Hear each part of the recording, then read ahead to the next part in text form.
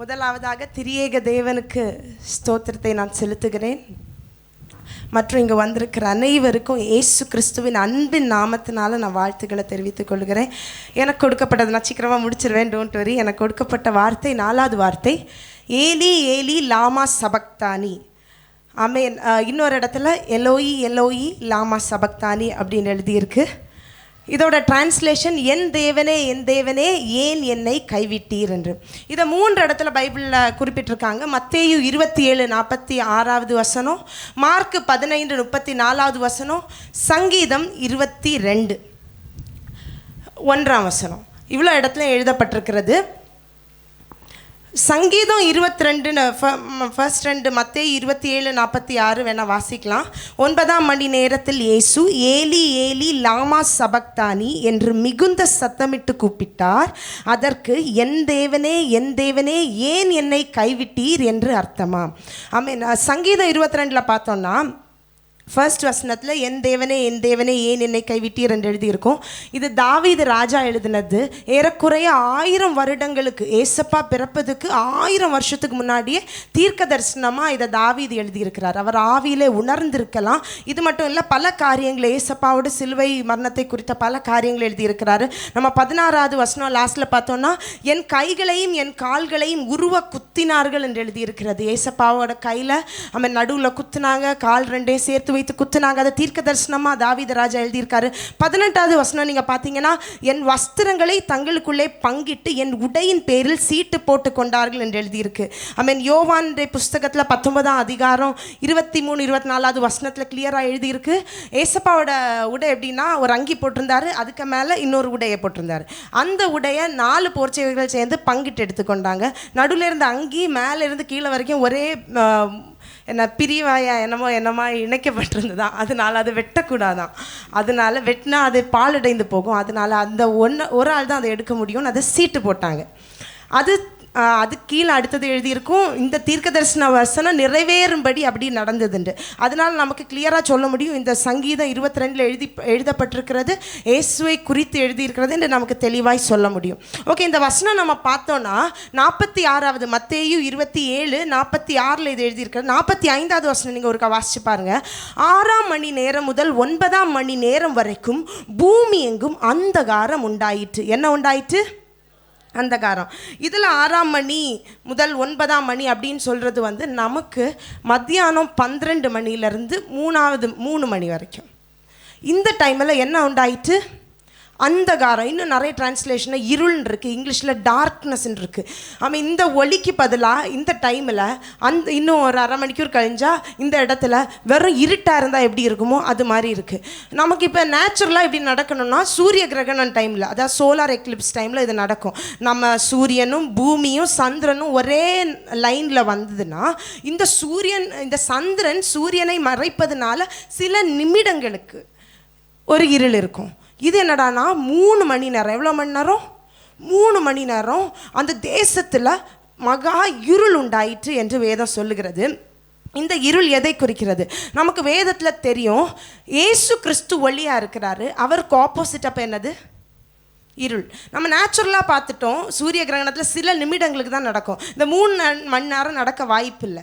அப்படின்னா இது கண்டிப்பாக சூப்பர் நேச்சுரல், ஆவிக்குரிய அர்த்தம் உடையதுன்னு நமக்கு தெளிவாக தெரிகிறது. இந்த ஆவிக்குரிய அர்த்தத்தை நாம் பார்க்குறோன்னா இயேசு கிறிஸ்து ஒளியாக இருக்கிறாரு. அப்போ இவருக்கு எகெயின்ஸ்டாக இருக்குது, இவருக்கு வித்தியாசமாக, இவருக்கு எதிர்மாறாக இருக்கிறது தான் என்னது? இருள்.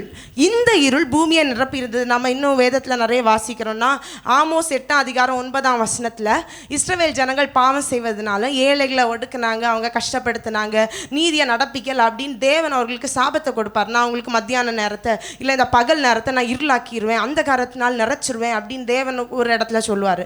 அப்போ தேவனுக்கு இதை செய்ய முடியும். இது ஆவிக்குரிய காரியம். இன்னும் யோவான் 3:19 பார்த்தோன்னா மனிதர்கள் இருளை விரும்பினாங்க, அவங்க வெளிச்சத்தை விரும்பலை, இயேசு கிறிஸ்துவை விரும்பல அப்படின்னு எழுதியிருக்கு. இன்னும் கொலோசையர் 1:13 இருளின் ஆதிக்கம் நிறைந்திருந்தது உங்களுக்குள்ளாடி, வெளிச்சம் இல்லை.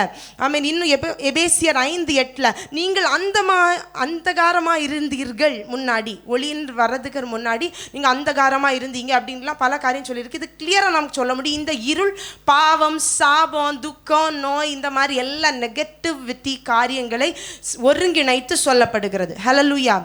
இந்த இருள் நமக்கு தெரியும், இயேசு கிறிஸ்து நமக்காக பலியானார். கரெக்ட் தானா? அவர் சும்மா மரிச்சாரா? ஹல்லேலூயா. அவர் வெறுமனையாக மரிக்கவில்லை. நமது இயேசு கிறிஸ்து நமக்காக பலியானார். நம்ம ஏசாயா 53 அதிகாரத்தில் நம்ம எப்பவும் வாசிக்கிற வசனம் யாருக்காவது சொல்ல முடியுமா? நம்முடைய மீறுதல்கள் நிமித்தம் அவர் காயப்பட்டார், நமக்காக நொறுக்கப்பட்டார். இன்னும் எனக்கு தெரிஞ்சு 2 கொரிந்தியர் 5:21 எழுதியிருக்கு, பாவமில்லாத அவர் நமக்காக பாவமானார்.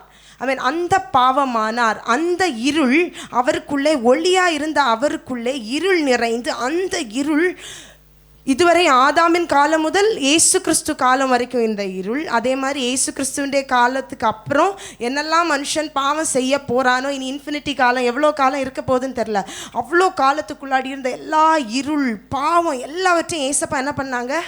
அவர் மேலே அந்த வேளையில் ஏற்றுக்கொண்டார். அவர் ஏற்றுக்கொண்டார், அந்த பாவத்தை ஏற்றுக்கொண்டார். அந்த பாவம் தான் அவருடைய ஒளி மங்கி அது இருளாக அவருக்குள்ளே வியாபரித்து அந்த இருள் தேசமெங்கும் பரவினது. இவ்வளோத்தையும் அவர் நடந்த உடனே அடுத்த அந்த வசனத்தில் சொல்லுகிறது, மிகுந்த சத்தமிட்டு கூப்பிட்டார். எப்படி கூப்பிட்டாரு? இந்த இருளை அவருக்கு தாங்க முடியுதோ இல்லையோ, அவருக்கு இன்னொரு காரியத்தை தாங்க முடியலை. ஏசாயால நம்ம ஒரு வசனம் வாசிப்போம், நமக்கு எல்லாருக்கும் தெரிஞ்ச வசனம், உங்கள் பாவங்களே தேவனுக்கும் உங்களுக்கும் நடுவாக பிரிவினை உண்டாக்குகிறது. எல்லாருக்கும் தெரிஞ்ச வசனம். அப்போ பாவம் எதை ஏற்படுத்துகிறது? தேவனுக்கும் நமக்கும் பிரிவினை. அப்போ பாவம் வந்துருச்சு, இருள் வந்துருச்சு, சாபம், நோய், துக்கம், வியாதி இதெல்லாம் வந்துருச்சுன்னா என்ன வந்துடும்? தேவனுக்கும் மனுஷனுக்கும் இடையில, இல்லை அவர் எப்போ மனுஷனாக இருந்தார், ஏசப்பாக்கு இடையில பிரிவினை உண்டாயிட்டு. அந்த பிரிவினையை அவர் தாங்க முடியலை. அது தாங்க முடியாதனால மகா சத்தமிட்டு கூப்பிட்டாரு. ஏன் அவருக்கு அந்த பிரிவினையை தாங்க முடியலைன்னா, நாம் மனுஷர்கள் வெறும் போஜனத்தை, ஆகாரத்தை, நம்ம சாப்பாடு சாப்பிட்டோன்னா நமக்கு திருப்தி ஆகும். ஆனால் ஏசப்பாக்கு எப்படி தெரியுமா? என் பிதாவின் வாயிலிருந்து வரும் ஒவ்வொரு வார்த்தையினால் நான் பிழைக்கிறேன், அது மூலம் தான் பிழைக்கிறேன், அது இல்லைன்னா என்னால் பிழைக்க முடியாதுன்னு அப்போவே சொல்லிட்டாரு. அப்போ பிதாவுடைய முகம் மறைக்கப்பட்டிருக்கு. 3 மணி நேரம் அவருக்கு ஒன்றுமே தெரில. பிதாவை கூப்பிட்டு பார்த்துருப்பாரு, கனெக்டாக பார்த்துருப்பாரு ஆவியில், அவரால் இணைய முடியலை. இன்னும் நம்ம அடுத்தது வாசிக்கிறோன்னா, நானும் பிதாவும் ஒன்றாக இருக்கிறோம் என்று சொன்னார். நம்முடைய பாவத்து நிமித்தம் அவர் ஏற்றுக்கொண்டது நிமித்தம் அவருடைய பிராணனையே 3 மணி நேரம் தனியாக பிரித்து வச்சுருந்த மாதிரி அவர் ஃபீல் பண்ணுறாரு. பிதாவாகிய தேவனிடத்திலிருந்து பிரிவினை ஏற்பட்டு விட்டது. இன்னொரு காரியத்தில் ஏசப்பா சொல்கிறாரு, என் பிதா என் கூட இருக்கிறாரு, அவர் என்ன தனியாக இருக்க விடவில்லை. யோவானுடைய புஸ்தகத்தில் தான் அது எல்லாமே வரும். அவர் என்ன தனியாக இருக்க விடவே இல்லை, எப்பொழுதும் என் கூட இருக்கிறாரு.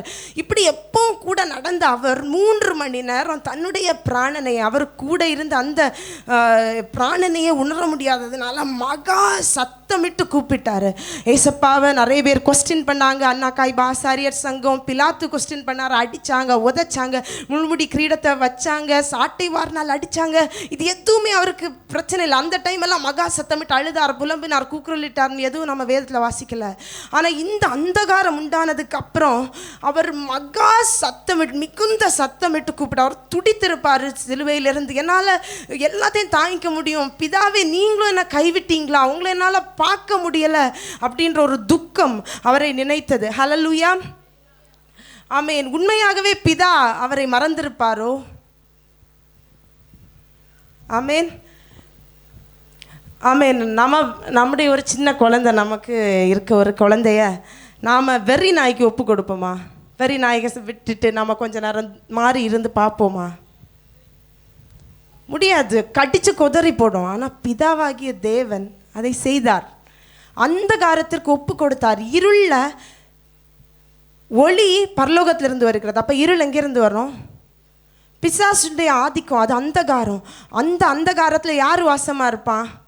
பிசாசு, அவனுடைய சேனைகள் எல்லாம் வாசமாக இருக்கும். எப்போ ஏசப்பாவை கிழிச்சு தொங்க விடலாம் நாம் பார்த்துருப்போம். மனுஷர்கள் பண்ணதை விட அந்த காலத்தில் பயங்கரமான டிப்ரெஷனில் ஒதுக்கியிருப்பான். என்ன அவனுக்கு அந்த காலத்தில் என்னெல்லாம் பண்ண முடியுமோ எல்லாத்தையும் பண்ணானா 3 மணி நேரம் பிதாவாகிய தேவன் தம்முடைய சொந்த குமாரன் என்றும் பாராமல் தம்மை இவ்வளவாய் நம்மை அன்பு கூர்ந்ததுனால இதை ஒப்பு கொடுத்தாரு. ஹல்லேலூயா, ஆமென். ஏசப்பா சிலுவையில் தியாகம் பண்ணார். பிதாவாகிய தேவன், ஆமென், அவரையே தியாகம் பண்ணி சொந்த குமாரனை நமக்காக ஒப்பு கொடுத்துக்கிட்டு மாறி நின்னார். ஏன் மாறி நின்னார்?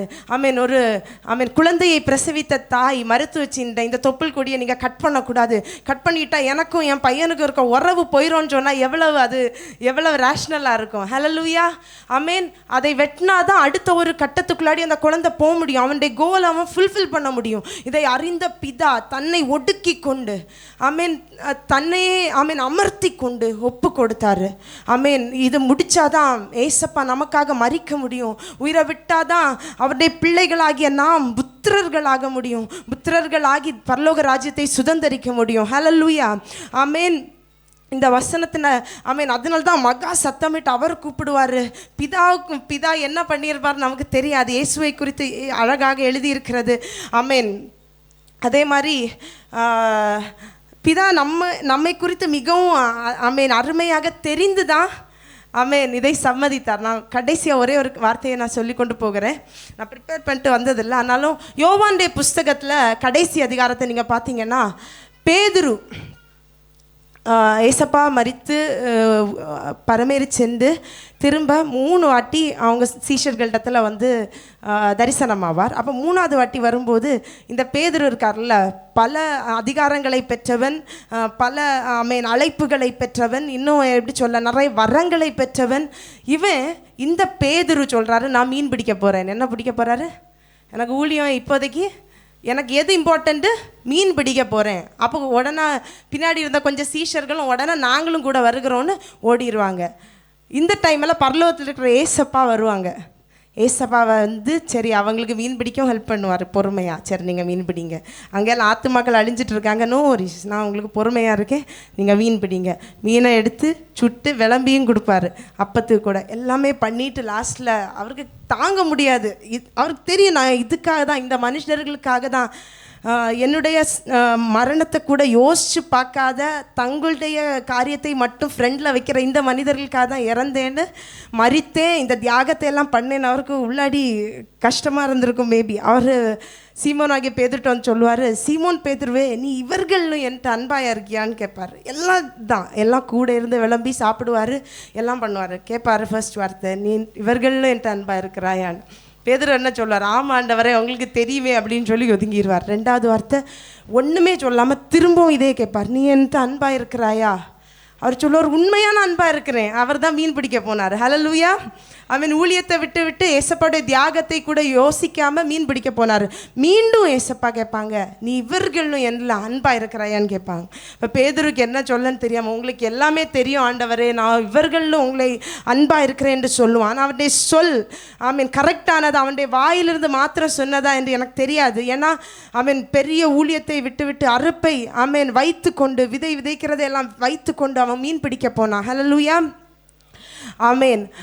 அவனிடத்தில் ஏசப்பா சொல்லுவாங்க, இட்ஸ் ஓகே, நீ என் அன்பாக இருக்கிற, ஆனால் இப்பொழுது நீ உனக்கு இஷ்டமான வழியில் போகிற. ஒரு நாள் பரிசுத்த ஆவியானவர் வருவார். அவர் உனக்கு விருப்பம் இல்லாத இடத்துல ஓன் கச்சையை அவர் கட்டி கொண்டு அவர் உன்னை இழுத்து போவார். அந்த இடத்துல போக மட்டும் நீ தயாராகிரு அப்படின்னு மீன் பண்ணுவார்.